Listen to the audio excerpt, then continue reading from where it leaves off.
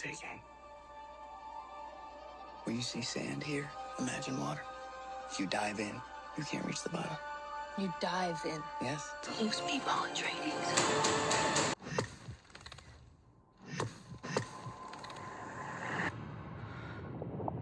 You're brave, we all know that. Be simple. Be direct. In the shadows of Arrakis lie many secrets. But the darkest of them all may remain the end of House Atreides. Your father didn't believe in revenge. What if Paul Atreides were still alive?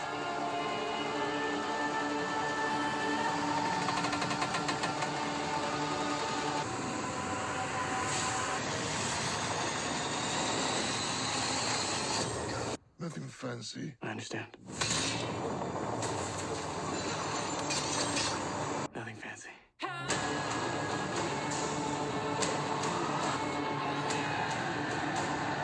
We gave them something to... You will never... hope for. That's not hope! Thy knife chip and shatter.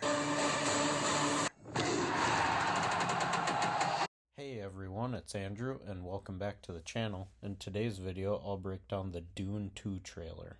But before I get into it, if you haven't already, go ahead and hit that subscribe button so you don't miss any content. And make sure to leave a like or a comment because it'd really help out the channel. Alright, so let's get into it. So last week at CinemaCon they showed footage of Dune Part 2. And today we got the full trailer for the movie. Now, this movie is being described as a war epic action movie that picks up exactly where the first one left off. So a lot of people had gripes with the first one being too slow because they're setting up a lot for the future installments, whereas this part 2 will pick up right after the first one. The director wanted it this way for dramatic continuity to part 1, and then he put emphasis on that this is not a sequel, but this is a single story split into 2 parts. Which this makes sense because they're adapting the first book in the series and they split it into 2 parts to cover all the material that's in the book. Alright, let's get into the trailer now and I'll go through like shot by shot kind of, and then we'll talk about some new characters that are in this movie plus some characters that people thought were dead. Alright, for some people that probably didn't read the books but maybe seen like a previous adaptation, maybe like David Lynch's movie or the TV series. Now, the David Lynch movie was a 2-hour movie, so it was more of a speed run of the first book, and the TV series was able to expand more on the books, but it still wasn't able to cover everything. Whereas I think the way they are going about this with part 1 and part 2, they're able to cover all the content that's in the first book. So the trailer opens up with Paul and Chani on a dune. They're joking about Paul's first ride of a sandworm. Because what we find later on is that Paul doesn't just ride any sandworm, he comes to find the biggest sandworm and ride that. So if you guys remember from part 1, he didn't ride the worm in that because the Fremen called it for him. So in this one, this is his first time riding the worm. So this is why we see the Stilgard character tell Paul like, hey, don't do anything fancy. And then Paul, he does the fanciest thing possible and calls the biggest worm. So that's why he has that look of utter shock on his face. Also in the beginning of the trailer, Paul kind of jokes with Chani about water and diving in, but there's no water on Arrakis. Well, technically that's not true. Back in the day, Arrakis used to be a totally different looking planet with lush forests and water everywhere. So these sandworms were brought to the planet by these monks to make the spice. It's only when they brought the worms to the planet it totally transformed how the planet looked. This created what is known as the cycle of the sandworms and the spice. So the baby sandworms are the actual ones that create the spice. Which this all ties into Paul having visions of turning the planet Arrakis back into like a lush planet with water and everything. The problem with this, or the double-edged sword, is that if he does that, it will kill off the sandworms basically. And this is kind of where we get into Paul's powers, because like he sees visions and stuff. So he sees that vision of Arrakis becoming this lush planet. Paul's powers and like the problems with his visions is he tries to see the best of vision, but it doesn't always happen that way. So I know most people were complaining that Dune Part 1, there wasn't enough Chani in the movie, but it was the opposite in the trailer. They marketed her as she was a big character and she was going to be in the movie a bunch, but she was only in the movie for like the very end of it. But this time in Part 2, she's going to be a huge character. Because it's through this Part 2 that we'll really see their relationship blossom as love interests. So next we have a voiceover from Princess Arulin, played by Lawrence Pugh, who some of you guys remember from the Black Widow movie. Her character starts talking about the dangers of Arrakis and how she thinks that maybe the Atreides family isn't all killed off, and that what if Paul came back to get them.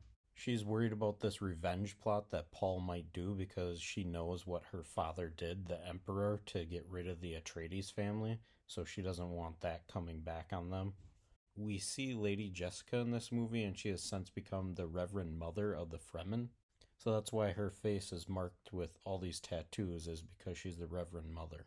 Later in the trailer, you see Jessica arguing with Paul, saying she gave them a fighting chance. That's referring back to Part 1, when Jessica was laying the foundation to the Arakan people, saying that he was the savior that they needed. So later on, when the Harkonnens actually do attack, they kind of step into that role and say, hey, maybe I am the savior, just to get out of there. And that's why in this trailer you hear Jessica talk about that, is because she became the Reverend Mother, so they could fit into that role. Aside from Florence Pugh's character, we'll see more of the Emperor's court. Emperor Shaddam IV is going to be played by Christopher Walken, which I would have never expected that. That guy's getting pretty old. The whole annihilation of the Atreides family was actually orchestrated by the Emperor, and this part of the plot takes place way before the first movie. The Emperor got jealous of Leto Atreides because he was getting so popular. This caused the Emperor to get nervous and jealous, so that's why he orchestrated the plot of the Harkonnens to kill off the Atreides. But when the Emperor orchestrated all this, he was hoping that the Atreides family would help kill off some of the Harkonnens, so there'd kind of be a balance, so nobody could really challenge him then. The Emperor was definitely playing like a Game of Thrones scenario with the two great houses of the universe, but Paul's revenge plot doesn't have to rely on force. He can actually just marry Florence Pugh's character and gain the throne that way. We see the Harkonnen men burning all the belongings and stuff and bodies from the Atreides family out of the palace. Just getting rid of all that stuff, just trying to wipe it from the histories, pretty much. Now we hear Lady Jessica talk about how Paul's father didn't believe in revenge, and that's going back to before the first movie, talking about how they had another son that was before Paul that got killed. So Paul is the second son. The first son actually died at the hands of the Harkonnens, which was actually a failed attempt to get the Duke, but it ended up killing Paul's older brother, which ended up causing Leto's first wife to commit suicide, ultimately both being killed by the Harkonnens. So going back to what Lady Jessica said about Paul's father not wanting revenge, is because he could have had revenge for the first son, but he never took it. We see a character that everybody thought was dead in the first one is actually coming back for this one, is Josh Brolin's character Gurney is returning. And right after that, we see this bald-headed monstrosity that's going to be Austin Butler's character, Feyd, which in this movie is a little more book accurate than the David Lynch movie with Feyd. He is meant to be the Baron's other nephew. He is Ravan's younger brother, which Ravan is Dave Bautista's character, and Feyd is the one that the Baron favors the most. We then get a montage of them sabotaging Harkonnen equipment, and then it goes to Lady Margaret, which is played by Léa Seydoux. She's a member of the Bene Gesserit, where Lady Jessica comes from. Her husband was the governor of Arrakis before the Atreides family. Seydoux is part of the Bene Gesserit breeding program. She is sent to seduce Feyd to get his genetic material. So we get this scene of an orb of water, which it looks like it could be the water of life. Paul will end up taking the water of life and open his powers fully. And when Lady Jessica becomes a Reverend Mother, she takes the water of life, opening up her powers, but she doesn't become as powerful as Paul does. And you gotta remember, at this point, Lady Jessica is still pregnant, so when she takes the waters of life, that affects the child too, which being at a young age, that's not good. So why is this a bad thing when you take the waters at a young age? Is because when you take the waters, you gain access to all the previous memories, is because you gain access to all the previous memories of everybody, and if you're not powerful enough, you'll go mad, which would be like in part 1 when the Bene Gesserit tested Paul so that they could see if he was going to handle it or if he was going to go mad. We get to see all these scenes of Feyd fighting in like a gladiator pit. I believe that is on their home world, Gideon Prime. Now we get Paul actually riding the worm, and Stilgar's character is still not impressed because he really doesn't think that he's the one, which this whole part 2 will be Paul trying to win over Stilgar and the rest of the people. They also did this same exact scene with Paul riding the worm in the David Lynch movie and in the sci-fi series. Next we have Chani talking to Paul saying, "You're never gonna lose me." That's referencing knowing he loves her, but he's gonna have to marry the Emperor's daughter, and he will just keep Chani as like his secret wife, his secret lover. So we get to the end of the trailer, and that's pretty much the end of the movie, which is going to show him fighting Feyd. And he has some dialogue that says, "May your knife chip and shatter." That is right out of the books.